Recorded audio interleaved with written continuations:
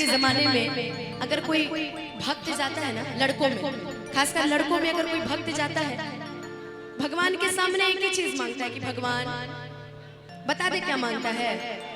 पहले के जमाने में होता था कि भगवान पास करा दो, भगवान हिट कर दो, भगवान घर सुखी रहे, परिवार सुखी रहे। अब के जमाने में ऐसा कुछ नहीं है। अब के जमाने में एक ही चीज है कि सब होके हुनर में हरारू चाहिए सुना, कि भोला पूजी रौरगो चाहिए चंदा चचो, नहीं दहेज में मांगिले फराचू, कि सब होके हुनर हमें हरारू चाहिए सुना। ऑर्गन की आवाज थोड़ी सी बढ़ाइए ना भैया, कॉर्ड समझ ही में नहीं आ रहा, बढ़वाइए थोड़ा सा आवाज। आइए भजन से शुरू करते हैं, उसके बाद जल्दी जल्दी गाएंगे, अपना अपना सब पूरा करेंगे। फिर नित्यांगना लोग भी आई, उनको भी तो भाई मौका देना है। कि सासू चाही मांगी जैसन, अरे देवरा छोट भागी जैसन, हो खो जब बिया हवाए बाबा। और ये मैं महादेव से मनाती हूँ कि भगवान जी हो खो जब बिया हवाए बाबा। और दुल्हा कैसा चाहिए? आजकल राम जी जैसा मांगो तो शिव जी जैसा मिल जाता है। शिव जी को जानबे करते हैं, बंद होने के बावजूद शिव जी लोग को मिल ही जाता है। क्या जी? हो खो जब बिया हवाए बाबा। उठा के बजाएगा भैया, सरवन भैया। कि राम जी के जैसन दिहा हमारो दुल्हा हवाए बाबा, राम जी के जैसन दिहा हमारो दुल्हा हवाए बाबा। सासू चाही मांगी जैसन, देवरा छोट भागी जैसन, सासू चाही मांगी जैसन, देवरा छोट भागी जैसन, हो खो जब बिया हवाए बाबा। अब आप लोग से पूछेंगे कि आप लोग को लड़की कैसी चाहिए, किसके जैसी? अरे मेरे जैसी तो ठीक है, लेकिन चाहिए किसकी तरह? मेरी तरह चाहिए। इस जन्म में तो संभव नहीं है, लेकिन लव यू यार, इतना लोग प्यार करते हैं जी। कि राम जी के जैसन दिहा हमारो दुल्हा हवाए बाबा, राम जी के जैसन दिहा हमारो दुल्हा हवाए बाबा।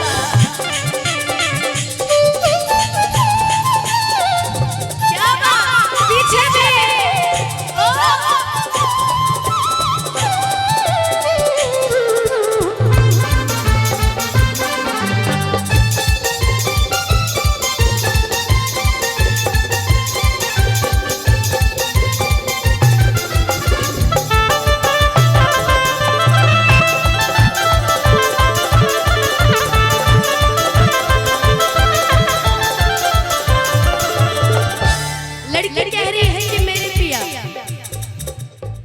सावन सोमारी करी रोजो जल ढारी करी,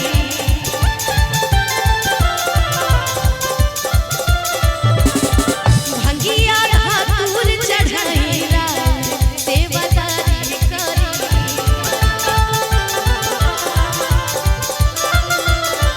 ओ सावन सोमारी करी रोजो जल ढारी करी, भंगिया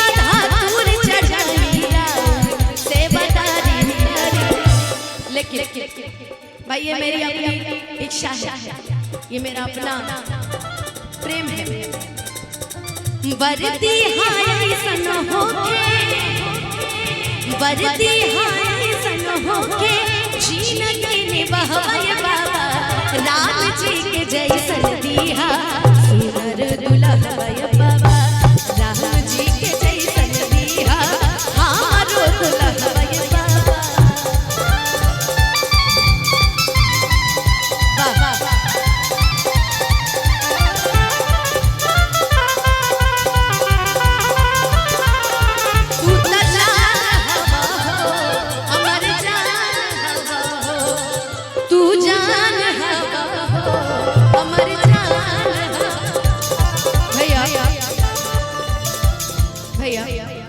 जो गाना उठाऊंगी उसी को बजाइएगा, लेकिन इसके बाद वाली लाइन ना शायद अच्छी लगेगी। हम कह रहे हैं कि जैसे मानी ले बाबा अरे रौरा गौरा मैया के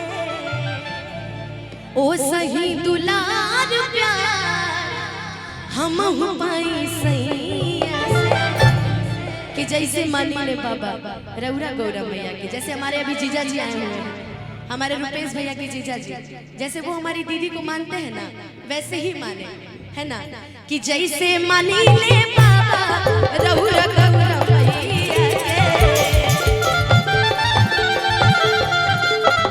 ओ सही दुलार प्यार हम पाई सैया से